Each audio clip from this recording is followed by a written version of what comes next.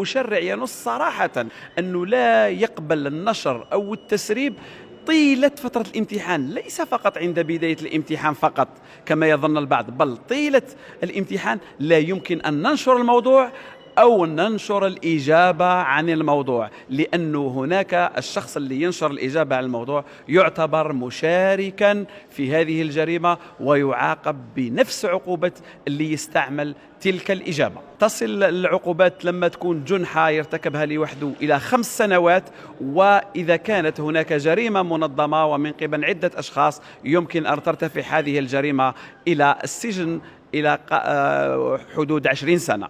على مستوى قضاء مجلس قضاء عين الدفلة كانت عدة حالات متعلقة بالتلاميذ الممتحنين، وحالات أخرى متعلقة بالأشخاص ليسوا ممتحنين وإنما قاموا بنشر هذه المواضيع لما وصلتهم، يقول لك لقيتها في مجموعة في الفيسبوك وأعدت نشرها. مجرد إعادة النشر هذاك يعاقب عليه. وعالج مجلس قضاء عين الدفلة تقريبا 6 أو 7 قضايا في الامتحانات السابقة.